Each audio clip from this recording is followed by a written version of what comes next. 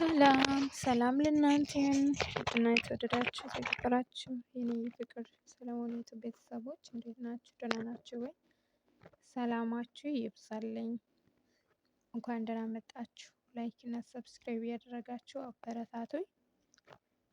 ያው አጋጣሚ የሄድኩት ጀመዬ ለሌላ ነገር ነበር፣ ግን እንደነዚህ ደግሞ ቃል ያሉበት ቦታ ዝም ብዬ ወጣ አልኩ ማለት ነው። ወጣው ማለት ይቻላል። ያው ፎቅ ላይ ነው ያለው። እስኪ እንደዚህ አይነት እቃዎቹ አንድ ቀን ሊሄድ እችላለሁ ኢትዮጵያ፣ አንድ ቀን ልሳፈር እችላለሁ በምለው እኔ እንኳን ባልሳፈር የስራ ባልደረባዬ እንድትሳፈር አድርጋታለሁ። እንግዲህ ልብስ ምናምን ሻንጣ ምናምን ያለው ነገር ሊያይ ወጥቻለሁ።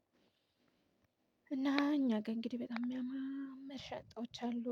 መጀመሪያ እንዳያችሁት የምር እኔ ግን ዝም ብዬ ነው እየተራመድኩ እየቀረጽኩት፣ ሊቀርጽ አልነበረም፣ ሀሳብ ለመቅረጽ አልነበረም የሄድኩትኝ።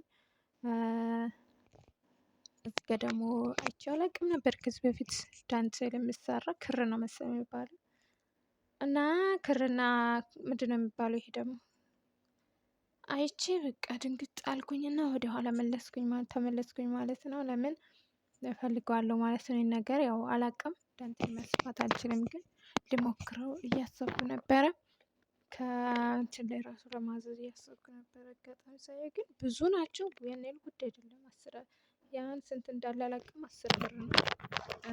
ክር ራሱ እንደዚህ ወደ 6 ምናምን የተጠቀለለ፣ ያው ብዙ ባይሆንም 10 ድርሃም አለ።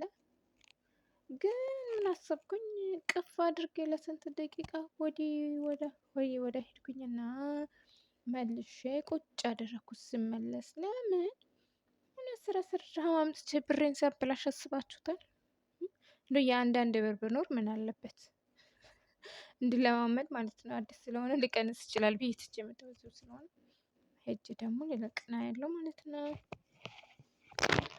እና እላችኋለሁ ውዶቼ፣ እንግዲህ የምትፈልጉት ነገር ካለ ምረጥ አድርጉና ፎቶ አንስታችሁ ላኩልኝ። ይህን ነገር ይፈልጋለሁ፣ ይሄ ነገር እኔ ጋር የለም የምትሉ ነገር ካላችሁ የምትፈልጉት ማለት ነው፣ እና እስካላችሁበት ድረስ አደርስላችኋለሁ፣ አመጣላችኋለሁ በነፃ።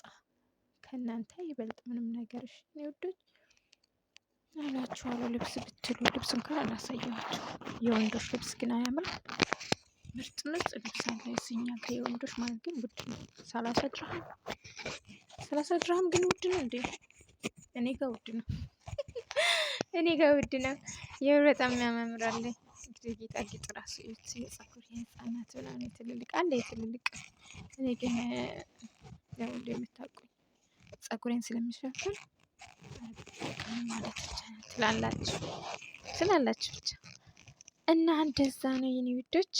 ላይክ እና ሰብስክራይብ እያደረጋችሁ አበረታቱ።